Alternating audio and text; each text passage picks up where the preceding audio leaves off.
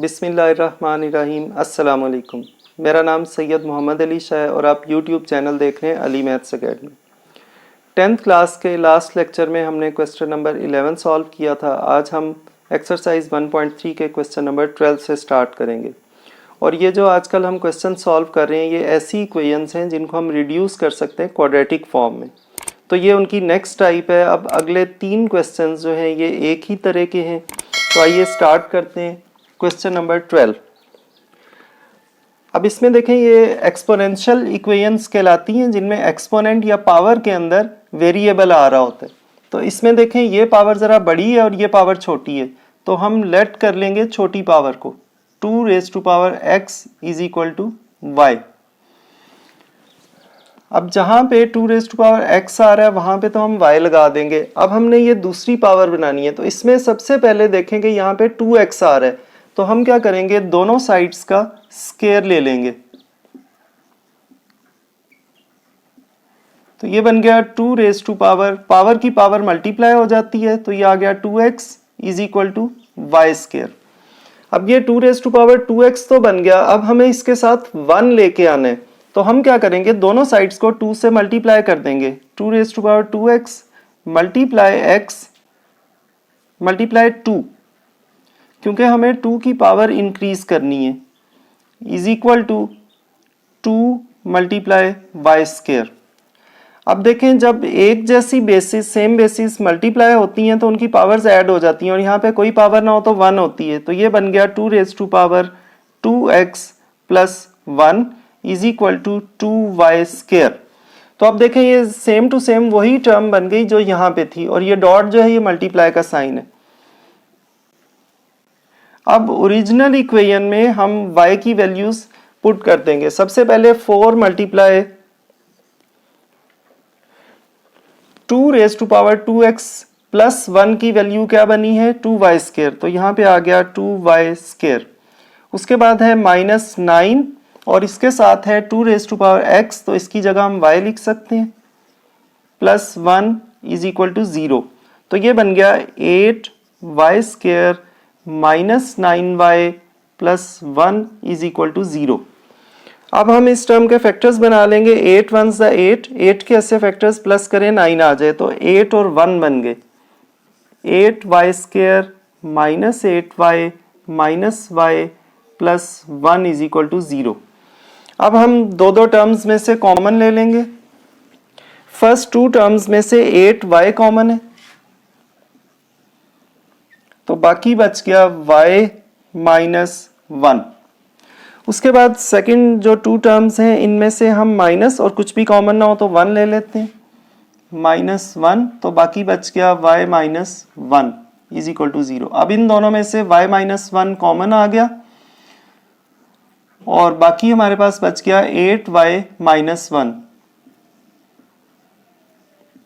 अब इन दोनों फैक्टर्स को अलग अलग 0 के इक्वल लिखेंगे।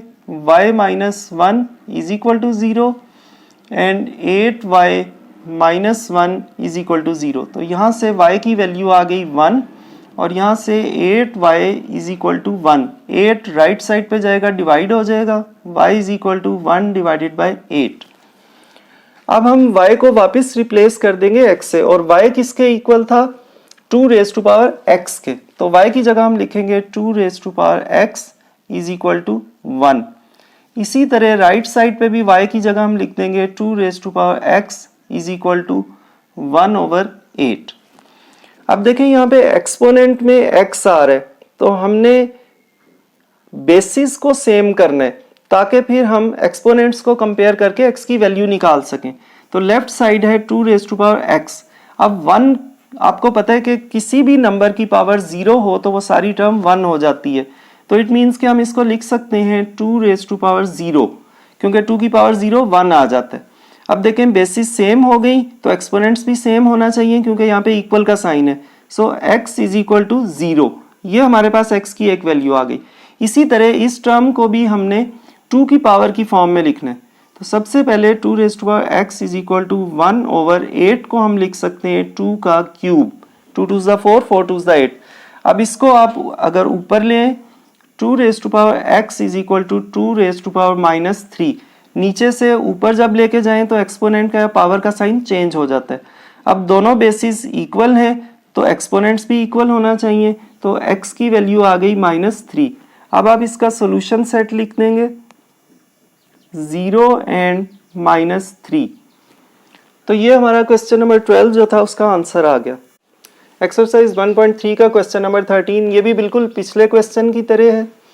तो सबसे पहले ये जो छोटी पावर आ रही है 3x, इसको हमने लेट कर लिया y के इक्वल। उसके बाद ये वाली पावर बनानी है, सबसे पहले 2x आ रहा है तो हमने दोनों साइड्स का स्क्वायर ले लिया, तो ये बन गया 3^2x is equal to y square.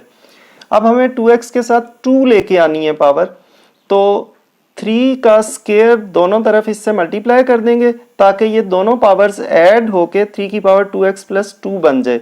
और राइट पे 3 का स्क्वायर 9 होता है तो ये बन गया 9y स्क्वायर। अब हम इस इक्वेशन में ये जो फर्स्ट टर्म है इसकी जगह 9y स्क्वायर लगा देंगे। इक्वल के बाद राइट साइड पे 12 के साथ है 3x, तो 12 के साथ हमने 3x क्योंकि y के इक्वल है तो यहाँ पे y लगा दिया और -3 उसी तरह। अब इसको अरेंज कर लेंगे, इन दोनों वैल्यूज को लेफ्ट पे ले आए, इन दोनों के साइंस चेंज हो गए। उसके बाद 9 3 27 बनता है, तो 27 के ऐसे फैक्टर्स जिनको ऐड करें 12 आ जाए तो वो 9 और 3 बनते हैं। तो क्योंकि यहाँ पे प्लस साइन है दोनों के साथ माइनस आ गया। अब दो टर्म्स में से कॉमन लिया, फर्स्ट 2 टर्म्स में से 9y कॉमन आ गया और बाकी बच गया y -1, और इन दोनों में से -3 कॉमन आ गया और y -1 इज इक्वल टू 0। अब इन दोनों टर्म्स में से y -1 कॉमन ले लिया, बाकी बच गया 9y -3। तो ये हमारे पास दो फैक्टर्स बन गए। फर्स्ट फैक्टर को हमने 0 के इक्वल लिखा, y की वैल्यू 1 आ गई। सेकंड फैक्टर को 0 के इक्वल लिखा तो यहाँ से -3 राइट पे गया प्लस हो गया, 9 इधर आके डिवाइड हुआ, कटिंग की तो y की वैल्यू 1/3 आ गई। अब हमारा जो y था वो इक्वल था 3x के, तो हमने y की जगह 3x लिखा और यहाँ पे भी y की जगह 3x। अब यहाँ पे 3x 1 के इक्वल है तो हमने इसको भी 3 की फॉर्म में कन्वर्ट करना है, और आपको पता है किसी भी नंबर की पावर 0 हो तो वो 1 हो जाता है। तो यहाँ पे क्योंकि 3 था इसलिए हमने राइट पे 3 की पावर 0 लिख दिया। अब दोनों बेसिस सेम है तो x की वैल्यू 0 आ गई। राइट साइड पे 3x इज इक्वल टू 1/3 था। 3 को जब नीचे से ऊपर लेके जाएंगे, नीचे इसकी पावर +1 थी, ऊपर जाके इसकी पावर हो गई -1, तो बेसिस सेम है तो पावर्स भी सेम होना चाहिए या एक्सपोनेंट्स, तो x इज इक्वल टू -1। फिर हमने इन दोनों वैल्यूज को सोल्यूशन सेट में लिख दिया। एक्सरसाइज 1.3 का क्वेश्चन नंबर 14 है। ये इस तरह की इक्वेशंस का लास्ट क्वेश्चन है, थर्ड।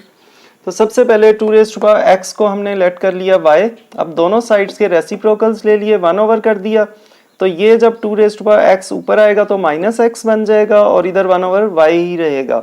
अब ये दोनों वैल्यूज हम इक्वेशन में लगा देंगे। सबसे पहले 2x की जगह y आ गया, उसके बाद +64 और 2 x की जगह 1/y आ गया और -20 और इज इक्वल टू 0 उसी तरह। अब नीचे हमारे पास आ रहा है y, तो हम क्या करेंगे, इन चारों टर्म्स को y से मल्टीप्लाई कर देंगे, तो ये बन गया y स्क्वायर। ये दोनों y कैंसिल हो गए, 64 1 64, y इंटू 20y, और राइट साइड पे 0 से कुछ भी मल्टीप्लाई हो 0 हो जाता है। अब इसको अरेंज कर लेंगे, -20y को लेफ्ट पे ले आए, 64 को राइट पे, लेकिन ये इक्वल के एक ही साइड में है तो इधर उधर जाने से इनके साइन चेंज नहीं होंगे। अब हमें 64 के ऐसे फैक्टर्स बनाने हैं जिनको ऐड करें तो 20 आ जाए, तो 16 और 4 इसके फैक्टर्स बन गए, और क्योंकि यहाँ पे प्लस साइन है तो जो मिडिल टर्म का साइन है माइनस वो दोनों के साथ आ गया, दोनों फैक्टर्स के साथ। अब इनमें से दो टर्म्स में से कॉमन लेंगे। फर्स्ट 2 में से y कॉमन लिया, y -16, और नेक्स्ट 2 में से -4 कॉमन लिया तो y -16। अब इन दोनों टर्म्स में से y -16 कॉमन ले लिया और y -4 दूसरा फैक्टर बन गया। इन दोनों फैक्टर्स को अलग अलग 0 के इक्वल लिखा। यहाँ से y की वैल्यू आ गई 16 और यहाँ से y की वैल्यू आ गई 4। अब y हमारा किसके इक्वल था, 2x के, तो y की जगह हमने 2x लिख दिया, यहाँ भी y की जगह 2x। अब ये जो राइट साइड पे 16 है इसे हम लिख सकते हैं 2⁴, क्योंकि लेफ्ट साइड पे बेस 2 थी तो यहाँ भी 2 की पावर बनाना है, और इसमें भी इसी तरह 4 को हम लिख सकते हैं 2 स्क्वायर। तो यहाँ से कंपैरिजन किया, बेसिस इक्वल हैं तो एक्सपोनेंट्स भी इक्वल होना चाहिए, सो x इज इक्वल टू 4 और यहाँ से x इज इक्वल टू 2, तो इन दोनों वैल्यूज को हमने सोल्यूशन सेट में लिख दिया। तो स्टूडेंट्स इस तरह आज हमने एक्सरसाइज 1.3 के मजीद 3 क्वेश्चन सॉल्व किए। नेक्स्ट लेक्चर में इंशाल्लाह हम ये एक्सरसाइज एंड कर लेंगे।